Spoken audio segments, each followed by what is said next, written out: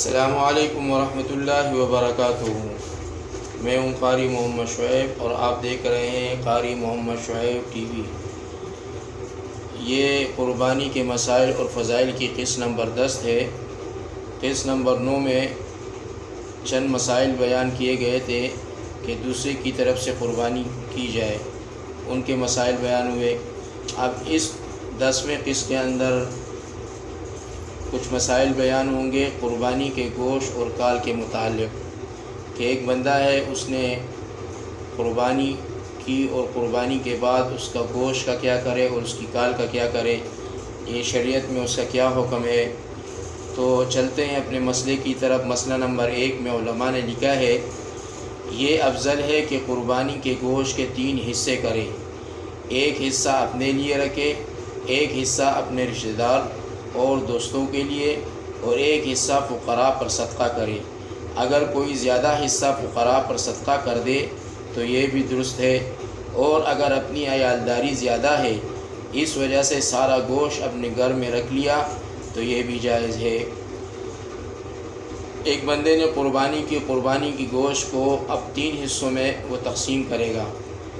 اگر اس کے عیالدار زیادہ ہیں یعنی بچے زیادہ ہیں، گھر والے زیادہ ہیں، تو سارا کا سارا گوشت قربانی کا خود بھی رکھ سکتا ہے، لیکن بہتر طریقہ یہ ہے کہ اپنے قربانی گوشت کے 3 حصے کرے، ایک حصہ اپنے لیے رکھے، ایک حصہ اپنے رشتہ داروں کے لیے، دوستوں کے لیے اور پڑوس والوں کے لیے کہ جنہوں نے قربانی نہیں کی، اور ایک حصہ فقراء، مساکین، غرباء اور اسی طرح جو ہے مسلمانوں کے اندر جتنے بھی غرباء ہیں، فقیر لوگ ہیں جو یہ قربانی نہیں کر سکتے اور ان کی مالی طاقت بھی نہیں ہے کہ وہ قربانی کرے، تو ایک حصہ ان کے لیے مقرر کر دے۔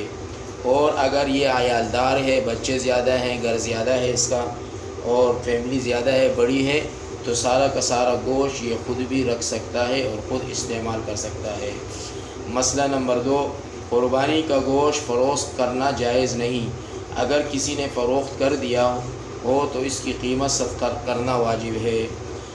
قربانی کے گوشت کے فروخت کی ممانعت شریعت نے بیان کر دی کہ قربانی کا گوشت کوئی بھی فروخت نہیں کر سکتا۔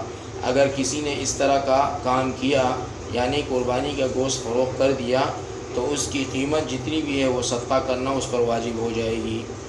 مسئلہ نمبر 3، قربان کی کال یا تو یہی خیرات کر دے یا اس کو فروخت کر کے اس کی قیمت صدقہ کر دے۔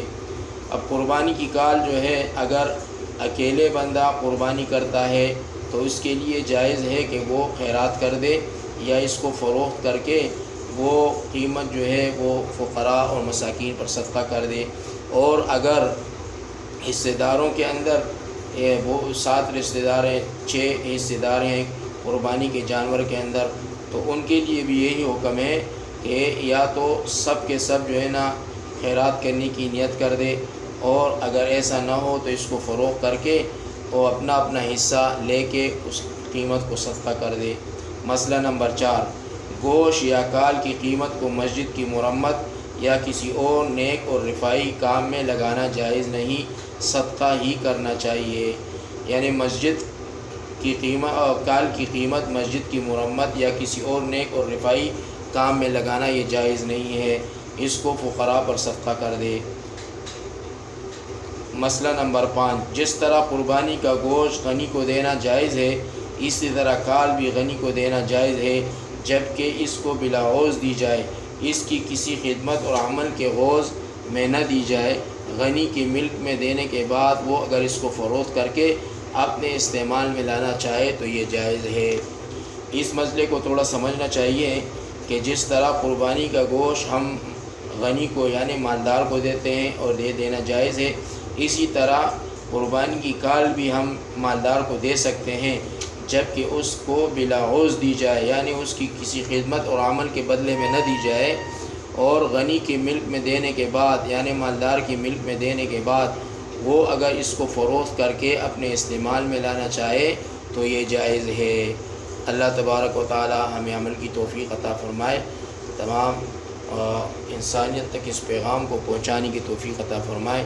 آپ نے اگر ابھی تک ہمارا چینل سبسکرائب نہیں کیا تو ہمارے چینل کو سبسکرائب کرے، لائک کرے اور گھنٹی کے نشان کو دبانا نہ بھولیں تاکہ ہماری ہر نئی آنے والی ویڈیو آپ کو بروقت مل سکے۔ اس پیغام کو شیئر کریں اور اس سے زیادہ نفع آپ بھی اٹھائیں اور اوروں کو بھی اٹھانے کا موقع دیں۔ السلام علیکم ورحمۃ اللہ وبرکاتہ۔